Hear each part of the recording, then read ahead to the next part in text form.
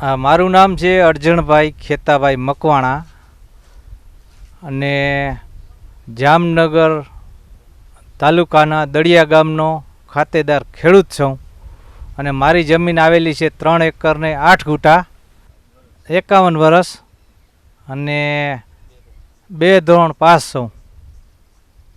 30 વર્ષથી હું ખેતી કરું છું.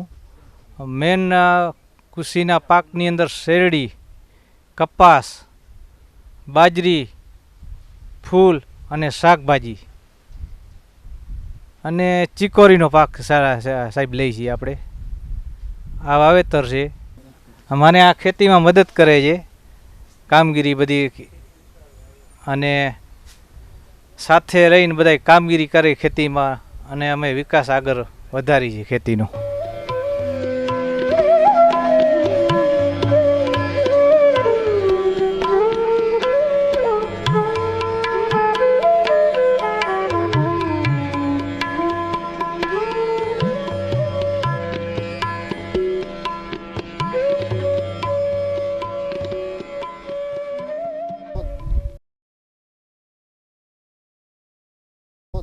ये जो आप सामने देख रहे हैं बाजरी का पाक मैंने अवनी 31 डाला हुआ है और ये 60-65 दिन का पाक है.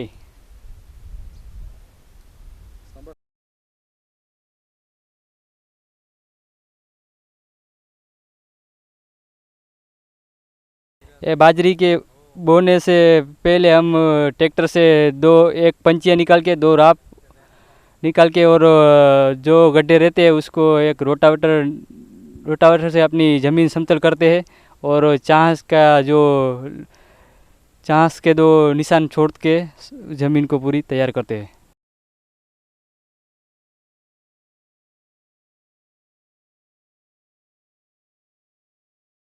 हमारे सौराष्ट्र में ये जो बाजरी का पाक है उसमें हम बीज से ही वावेतर करते हैं. धरू से वावेतर यहाँ कोई करता नहीं है. और हमारे ये जो बाजरी का पाक है इसमें 2 लाइन के बीच 60 सेंटीमीटर का अंतर रखा हुआ है और 2 लाइन के बीच एक लाइन में 2 छोड़ के बीच हम 5 सेंटीमीटर का अंतर रखते हुए वावेतर किया हुआ है.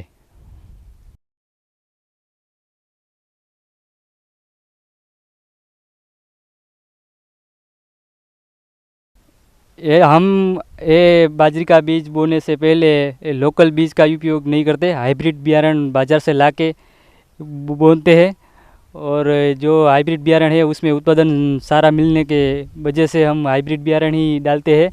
और हमने जो आप सामने देख रहे हो मेरे खेत में ये अवनी 31 डाला हुआ है हमने और ये उत्पादन सारा मिलता है.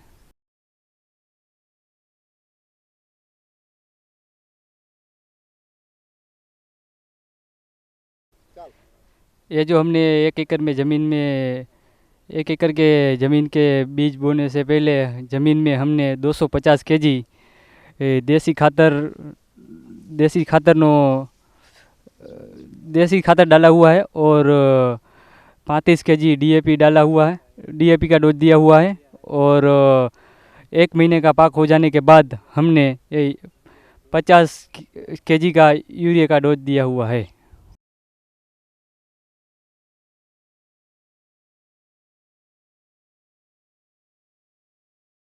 हमारे पाक में कोई रोग दिखता नहीं है, इसलिए कोई रासायनिक दवा छिड़काव करने की आवश्यकता नहीं है.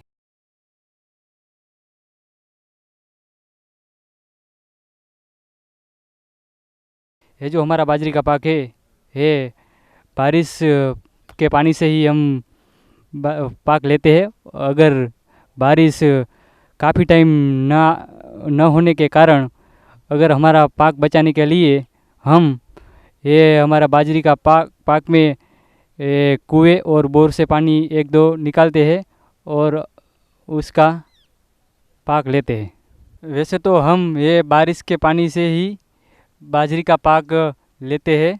अगर लंबे टाइम तक बारिश नहीं होने के कारण हमारा पाक मुरझाने लगता है और उसको बचाने के लिए हम कुएं से एक पानी देते और अगर वो देते और पाक लेते हैं. और पाक को बचाते हैं।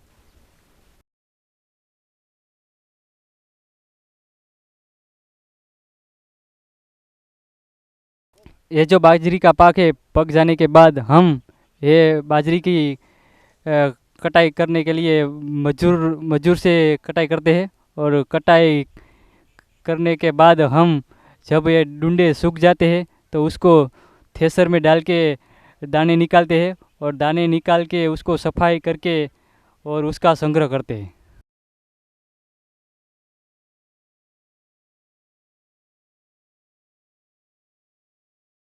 जब हम हमारे खेत में खेती कर करते हैं, उसके पहले हम बाजरा संशोधन केंद्र और कृषि विज्ञान केंद्र और ग्राम सेवक और विस्तरण अधिकारी से सलाह लेके हम हमारी खेत में खेती करते हैं।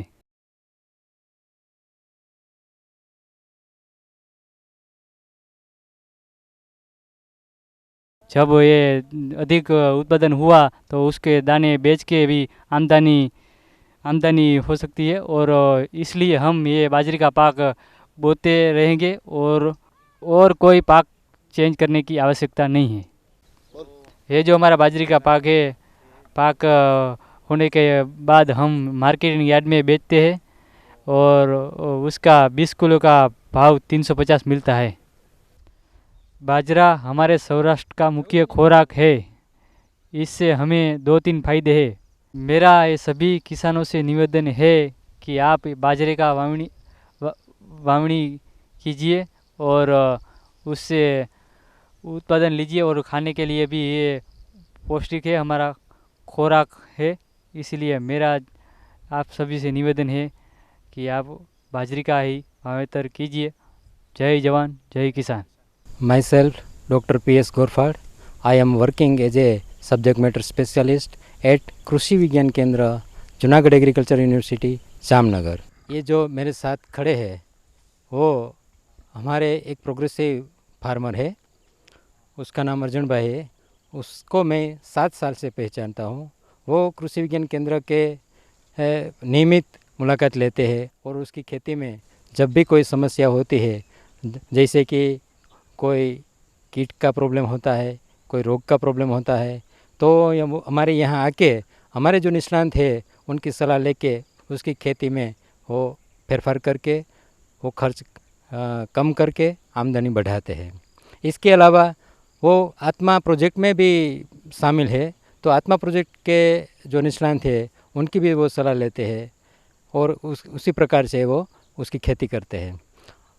कृषि विज्ञान केंद्र द्वारा जो फ्रंट लाइन डेमोन्स्ट्रेशन यानी कि FLD हम देते हैं, तो उसके द्वारा कई बार हमने इसको फ्रंट लाइन डेमोन्स्ट्रेशन भी दिए हुए हैं, और उसकी वजह से उसका जो कृषि का नॉलेज है वो दिन ब दिन बढ़ता चला जा रहा है। वैसे वो बोल नहीं पा रहा है, तो ये जो हमें बाजरा के लिए उसका फॉर्म नॉमिनेट किया है, तो उसकी खेती वो बहुत अच्छी तरह से करता है, लेकिन वो बोल नहीं पाता है क्योंकि उसकी पढ़ाई भी कम है। वैसे भी उसको बोलने की भी आदत नहीं है। इसके जो जिस तरह से उसे वो बोलना चाहिए वो कर नहीं पा रहे।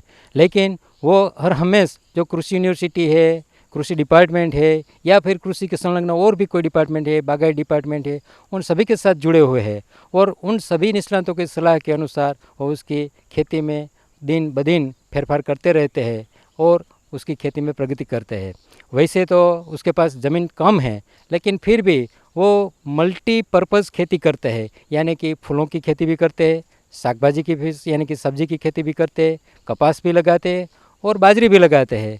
वैसे उनकी जो खेती है सचमुच सराहनीय है, और कई खेडूत उनके पास मार्गदर्शन भी लेकर उनकी खेत में वो परिवर्तन कर चुके हैं। इसलिए ये जो अर्जुन भाई है वो सचमुच एक प्रगतिशील खेडूत है, और उसका जो बाजरे के पाक के लिए अवार्ड के लिए जो नॉमिनेट किया है वो संपूर्ण तरह से वो बिल्कुल सही है।